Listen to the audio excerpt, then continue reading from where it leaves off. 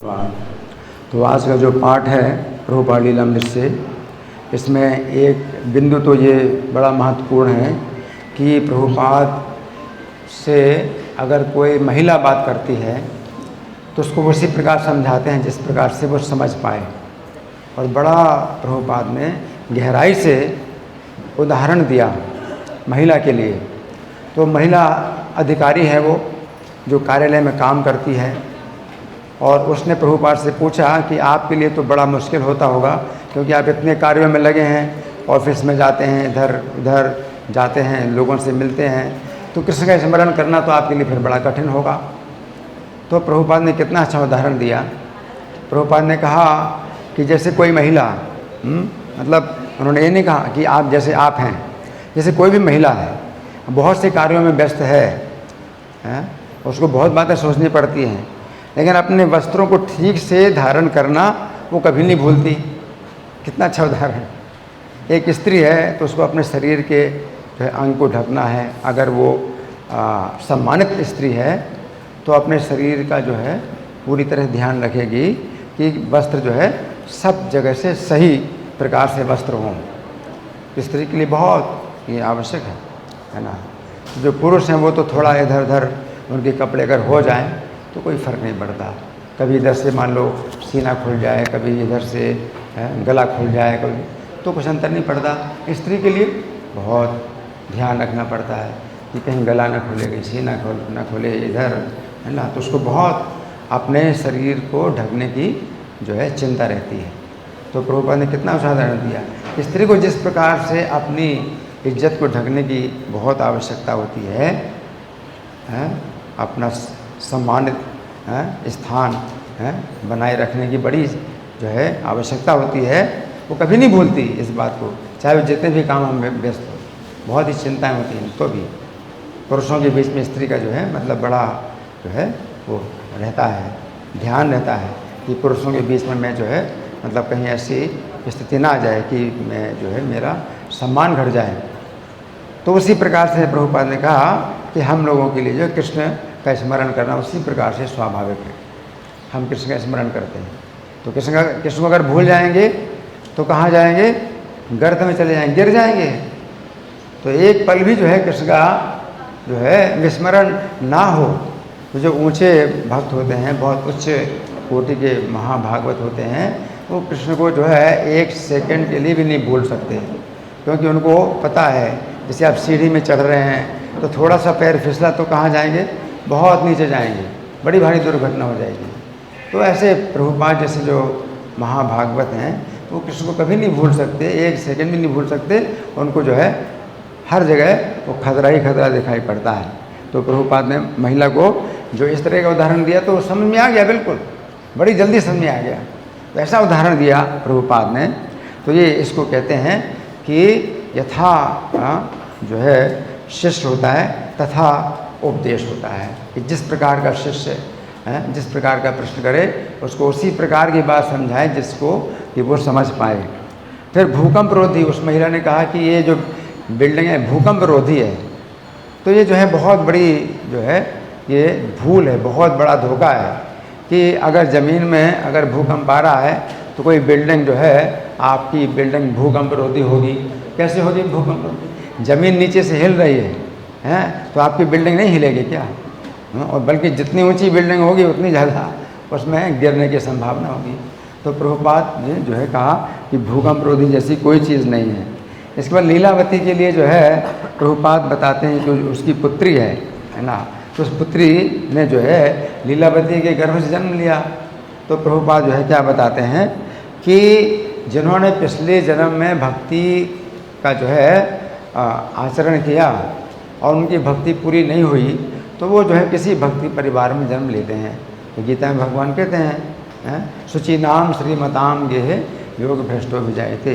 पवित्र घर में और धनी घर में वो जो योग भ्रष्ट पुरुष है वो जन्म लेता है। तो धनी घर में जन्म लेता है क्योंकि उसको फिर धन की कोई कमी नहीं पड़ेगी कि निर्धन व्यक्ति है अपने बच्चे को भी जो है काम में लगा देता है कि तुम भी काम करो, क्योंकि पैसा है नहीं। तो जो बच्चे होते हैं जो पिछले जन्म में उन्होंने भक्ति की है तो उनको ऐसे परिवार में जन्म मिलता है जहाँ धन की कोई कमी नहीं होगी और उनके परिवार में क्या है, धार्मिक वातावरण बना रहेगा। तो प्रभुपाद जो है उनको शिक्षा दे रहे हैं। और प्रभुपाद ने और भी जगह शिक्षा दी कि जो भक्त हैं उनको अपने बच्चों की पूजा सबसे ज़्यादा ज़रूरी है भगवान की पूजा से।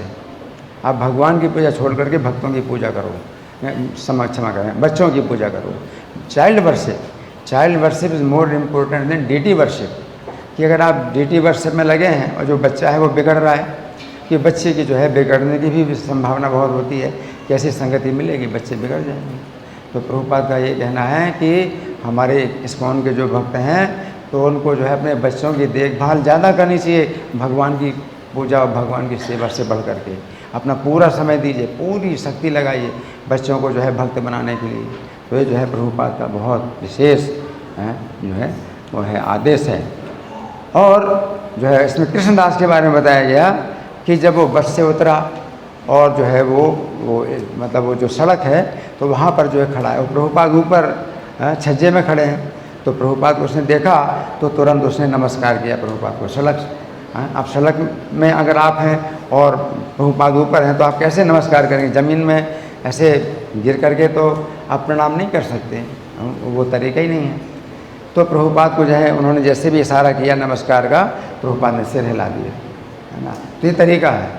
प्रभुपाद भी जो है बड़े सचेत रहते हैं कि जो शिष्य है वो कहाँ पर कैसी स्थिति में है। अब वो ऐसे नमस्कार तो नहीं करेगा कि दंडवत प्रणाम करे, सड़क में वो जो है और प्रभुपाद छज्जे में है तो जैसे इशारा किया प्रभुपाद का जो है सम्मान का इशारा किया, प्रभुपाद ने सिर हिलाया, उन्होंने स्वीकार कर लिया उस इशारे को। और एक चौथी घटना है, कृष्णदास जो है प्रभुपाद का सिर मुंडन कर रहे हैं। तो सिर मुंडन कर रहे हैं तो सिर कट गया और प्रभुपाद के सिर से खून भी निकल रहा है ना। तो प्रभुपाद को पता नहीं चला, शरीर से ऊपर है, शरीर से ऊपर उठे हुए हैं और वो जो है माला पर जप कर रहे हैं, या माला पर नहीं कर रहे हैं तो बिना माला के जप कर रहे हैं। तो जप कर रहे हैं, हरे कृष्ण मंत्र का जप कर रहे हैं। प्रभुपाद इतने अपने शरीर से ऊपर उठे हुए हैं कि सिर कट गया, उनको पता नहीं चला, है ना। और जब उपेंद्र ने जो है मतलब कृष्णदास से कहा कि तुमने बहुत बड़ा अपराध कर दिया, अरे तुमने बहुत बड़ा अपराध कर दिया, तो कृष्णदास को बहुत डराया। और कृष्णदास जो है बाद में जब आए प्रभुपाद के पास, शाम को आए हैं और जो है अपना जो है अपराध बताया, मेरा बहुत बड़ा अपराध हुआ। तो प्रभुपाद ने कहा नहीं कोई बात नहीं है, जो है तुम लोग जवान हो, जवान लोगों का जो हाथ है वो नियंत्रण में नहीं रहता है, हिल जाता है। तो तुम्हारे हाथ के हिलने से अगर मेरा सिर कट गया तो उसमें कोई बात नहीं है। लेकिन यहाँ पर कृष्णदास का बहुत बड़ा गुण है कि वो प्रभुपाद के पास आए और अपना अपराध बताया कि मेरे से बहुत बड़ा अपराध हो गया। तो ये जो है भावना होती है, पीबीटी के भक्तों में भी ऐसी भावना मैंने देखी है कि कभी जो है अगर वो टकरा गए मेरे से तो मैंने कुछ भी ध्यान नहीं दिया कि टकरा गए को, तो ऐसे हो जाता है, चलते चलते टकरा जाएं तो कोई उसमें ऐसा गलत जो है भावना तो थी नहीं, वो तो गलती से टकरा गए। वो भक्त जो है मेरे पास आया, प्रभु जी मैं जो है आपसे टकरा गया था, मेरे से अपराध हो गया। मैंने कहा नहीं कोई बात नहीं, ठीक है एक माला जप कर लेना। तो बड़ा प्रसन्न हो गए वो भक्त, बड़ा प्रसन्न हो गया। मैंने कहा एक माला जप कर लेना, तो बड़ा प्रसन्न हो गया कि प्रभु जी ने मतलब इसको। तो प्रभुपाद ने भी इसी प्रकार से कहा नहीं कोई बात नहीं है, सिर कट गया तो कोई दिक्कत नहीं है। तो ये जो है मतलब भक्ति की ऐसी भावना होनी चाहिए कि मेरे से कोई अपराध अगर हो गया या मेरे से अपराध अगर होने वाला है, हो सकता है, तो मुझे पहले से बड़ा सचेत रहना चाहिए कि किसी प्रकार का अपराध ना हो।